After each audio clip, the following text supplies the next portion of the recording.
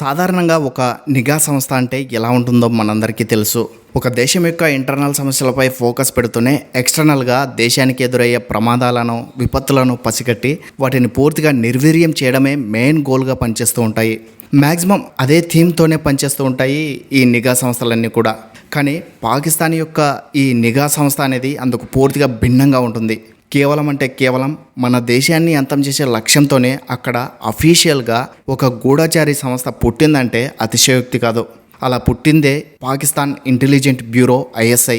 ఇది ఏర్పాటైనప్పటి నుంచి ఇప్పటి వరకు కేవలం భారత్ మరియు ఆఫ్ఘనిస్తాన్ దేశాల టార్గెట్గానే వ్యూహాలు రచిస్తూనే ఉంది. మన దేశంలో జరిగిన ప్రతి టెర్రరిస్ట్ అటాక్ వెనుక ఈ ISI హస్తం ఉంది. అలాగే ఆఫ్ఘన్లో కూడా తాలిబాన్ ప్రేరేపిత గవర్నమెంట్కు ఈ సంస్థ పరోక్షంగా మద్దతిస్తూనే ఉంది. ఇలా అఫీషియల్గాను అనఫీషియల్గాను తీవ్రవాదానికి ఉగ్గుపాలు పట్టిస్తోంది ఈ ISI గూఢచారి సంస్థ. మరి ఇంత డేంజరస్ ఇంటెలిజెంట్ బ్యూరో ఎప్పుడు పుట్టింది? దీనికి పునాదులు వేసింది ఎవరు? అసలు ISI ఎలా పనిచేస్తుంది? ఇలాంటి ఎన్నో విషయాలను ఈ వీడియోలో ఎక్స్ప్లోర్ చేద్దాం. ఫ్రెండ్స్ గమనించండి, ఈ వీడియో కేవలం ఎడ్యుకేషనల్ పర్పస్ మాత్రమే. అదొక్కటి మాత్రం దృష్టిలో ఉంచుకోండి. అందరికీ నమస్కారం, నేను మీ MK. 1947లో భారత్ మరియు పాకిస్తాన్ విడిపోయిన తర్వాత కాశ్మీర్ లక్ష్యంగా రెండు దేశాల మధ్య 1948లో యుద్ధం జరిగింది. ఆ వార్లో పాకిస్తాన్ ఘోరంగా ఓడిపోయింది. అయితే ఆ ఓటమికి మెయిన్ రీజన్ పాకిస్తాన్ సైన్యంలో ఉన్నటువంటి కమ్యూనికేషన్ గ్యాప్ అని అక్కడి గవర్నమెంట్ భావించింది.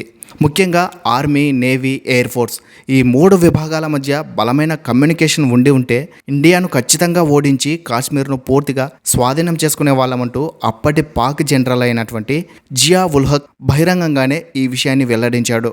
ఆ లోపాన్ని సరిదిద్దుకునేందుకే బ్రిటిష్ పాక్ జనరల్ అయినటువంటి రాబర్ట్ ఖాతుమ్ 1948లోనే ఈ ISIని ఏర్పాటు చేశాడు. దీని పూర్తి పేరు ఇంటర్ సర్వీసెస్ ఇంటెలిజెన్స్. మొదట్లో ఇది కేవలం ఒక గూఢచారి సంస్థగానే ఉండేది.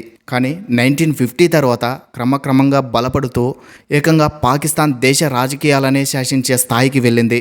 అది ఎంతలా అంటే ISI ఎలాంటి నిర్ణయాలు తీసుకున్నా కూడా అక్కడి ప్రభుత్వానికి చెప్పాల్సిన అవసరం లేదు. సొంతంగా నిర్ణయాలు తీసుకుంటూ వాటిని అమలు చేసే శక్తి సామర్థ్యాలు ఈ ISIకి ఉండేవి. సో అలా పాకిస్తాన్ మిలిటరీ విభాగానికి ISI అనేది ఒక ఆయుధంలా మారిపోయింది. ఇంతకీ ఈ ISIకి భారత్ అంటే ఎందుకంత పగ? వాస్తవానికి మన దేశంపై పాకిస్తాన్ అక్కసు వెళ్ళగక్కడానికి ఎలాంటి మేజర్ రీజన్స్ లేవు. కేవలం ఈర్ష్యా ద్వేషం వల్లే మన దేశంపై పగ పెంచుకుంది పాకిస్తాన్. ఆ పగ ఎంతలా అంటే మన దేశాన్ని ముక్కలు ముక్కలుగా నరకాలి అంటూ అక్కడ పుట్టిన ప్రతి పిల్లలకు కూడా చిన్నప్పటి నుంచే ఈ విషయాన్ని నేర్పిస్తారట. పాకిస్తాన్ మాజీ అధ్యక్షుడు అయినటువంటి Zia ul Haq bleed India with 1000 cuts అనే నినాదాన్ని అక్కడ బహిరంగంగానే వినిపించేవాడు. అంటే భారతదేశాన్ని ముక్కలు ముక్కలుగా నరికి ఆ రక్తంతో పాకిస్తాన్ను కడగాలి అనేది అతని సిద్ధాంతం. దీన్నే మనకు దురంధర్ సినిమాలో మేజర్ ఇక్బాల్ క్యారెక్టర్ ద్వారా డైరెక్టర్ ఆదిత్య ధర్ మనకు తెలియజేస్తాడు. దీన్ని బట్టి చూస్తే ఆ దేశం మన ఇండియాపై ఎంత క్రూయల్గా ఆలోచిస్తుందో అర్థం చేసుకోవచ్చు. जिया उल हक ने एक ऐसी बात बोली जो मेरे जहन में गड़ गई. Bleed India with 1000 cuts. ఈ మాట విన్న ప్రతి భారతీయుడికి కూడా ఖచ్చితంగా రక్తం మరిగిపోతుంది. జియా ఉల్ హక్ ప్రతిపాదించిన ఆ నినాదంతోనే ISI మొదటి నుంచి కూడా ఇప్పటి వరకు పనిచేస్తుంది. అందుకోసం ఇండియాను నాశనం చేయడానికి ఎలాంటి అవకాశం వచ్చినా కూడా విడిచిపెట్టేది కాదు. టెర్రరిజం, నకిలీ కరెన్సీ, మతాల మధ్య రైవల్రీ, ఇలా ఎన్ని రకాల ప్రయత్నాలు చేయాలో అన్ని రకాల ప్రయత్నాలు చేస్తూ మన దేశాన్ని దెబ్బతీసేందుకు సర్వశక్తులా ప్రయత్నిస్తోంది. ఇక్కడ ఇంకో విషయం ఏమిటంటే భారత్పై పాకిస్తాన్ పగ పెంచుకోవడానికి మరో రీజన్ కూడా ఉంది. అదేమిటంటే బంగ్లాదేశ్ ప్రత్యేక దేశంగా ఏర్పడడం. 1971 కంటే ముందు పాకిస్తాన్ మరియు బంగ్లాదేశ్ ఈ రెండు కూడా ఒకే దేశంగా ఉండేవి. వీటిని తూర్పు పాకిస్తాన్ మరియు పశ్చిమ పాకిస్తాన్గా పిలిచేవారు. ఈ రెండు దేశాల మధ్య దూరం దాదాపు 1600 కిలోమీటర్లు అయినప్పటికీ ఈ పాకిస్తాన్ ఆధిపత్యం బంగ్లాదేశ్పై అధికంగా ఉండేది. ఆ టైంలో ఈ పాకిస్తాన్ నాయకులు ఉర్దూను అధికారిక భాషగా బంగ్లాదేశ్పై రుద్దాలని భావించారు. ఆ రకంగా చాలానే ప్రయత్నాలు చేశారు. అయితే దీన్ని బెంగాలీలు తీవ్రంగా వ్యతిరేకించారు. సో అలా ఈ రెండు దేశాల మధ్య రైవల్రీ ఏర్పడింది. ఈ వార్లో బంగ్లాదేశ్కు మద్దతుగా మన ఇండియా నిలిచింది. ఆ తర్వాత జరిగిన పరిణామాల కారణంగానే బంగ్లాదేశ్ స్వతంత్ర దేశంగా 1971లో ఆవిర్భవించింది. సో మన దేశంపై పాకిస్తాన్ ఈ ISI గూఢచారి సంస్థ విపరీతంగా పగ పెంచుకోవడానికి ఇది కూడా ఒక రీజన్ కావచ్చు. ఇండియా టార్గెట్గా ISI చేసిన దారుణాలు. మన దేశంపై ఈ పాకిస్తాన్ గూఢచారి సంస్థ చేసిన దారుణాలు అన్నీ ఇన్ని కావు. మెయిన్గా ఉగ్రవాదంతో మన దేశాన్ని అంతం చేయడంతో పాటు ఎకనామికల్గా దెబ్బతీసేందుకు నకిలీ కరెన్సీని కూడా తయారు చేస్తూ మన దేశంలోకి అక్రమంగా పంపించేది. అట్ ది సేమ్ టైం మత విద్వేషాలు రెచ్చగొట్టి భారత్ అస్తిత్వాన్ని కూడా నిర్వీర్యం చేయడానికి శత విధాల ప్రయత్నాలు చేసింది, ఇప్పటికీ చేస్తూనే ఉంది. ఇలా ఒకటి కాదు రెండు కాదు, వాటిన ఎన్నో దారుణాలకు ఒడిగడుతూనే ఉంది ఈ గూఢచారి సంస్థ.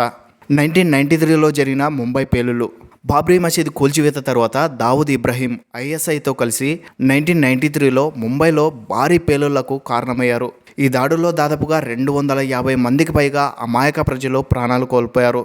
దాదాపు 700 మందికి పైగా తీవ్రంగా గాయపడ్డారు.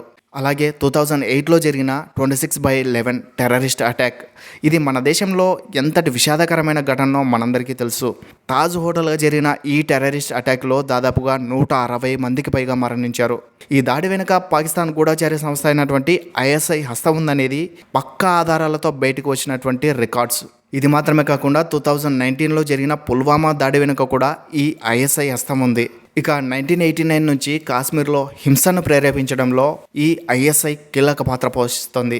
గత 30 ఏళ్లుగా దాడులు, అల్లర్లు, గొడవలు ఇలా కాశ్మీర్ కేంద్రంగా ఎన్నో జరుగుతూనే ఉన్నాయి. వీటన్నిటికీ కూడా బ్యాక్ బోన్గా నిలుస్తూ వస్తుంది ఈ ఐఎస్ఐ. ఈ అల్లర్లలో సైనికులు, సామాన్యులు, టెర్రరిస్టులు ఇలా అందరినీ కలుపుకుంటే దాదాపుగా 40,000 మందికి పైగా చనిపోయి ఉండవచ్చని అఫీషియల్గా రికార్డ్స్ చెప్తున్నాయి. ఇవి మాత్రమే కాదు, పంజాబ్ కేంద్రంగా ఖలిస్తాన్ ఉద్యమం, అలాగే ఈశాన్య రాష్ట్రాలే టార్గెట్గా ఉగ్రవాదులకు ఆశ్రయం ఇవ్వడం, ఇలా చాలానే అక్రమాలు చేస్తుంది ఐఎస్ఐ. ఒక గూఢచారి ముసుగులో ఉంటూ తమ దేశ రక్షణ కోసం కాకుండా కేవలం మన దేశాన్ని అంతం చేయడం కోసం ఈ సంస్థ పనిచేస్తుంది. అయితే ఇక్కడ ఆ సంస్థ కానీ పాకిస్తాన్ కానీ గమనించాల్సిన విషయం ఏమిటంటే, ఇది నూతన భారతదేశం. శత్రువుల ఇళ్లలోకి ప్రవేశిస్తుంది, చంపుతుంది కూడా. ఇది నూతన భారతదేశం. సరిహద్దులు దాటి చొరబడుతుంది, దెబ్బ కొట్టి తీరుతుంది.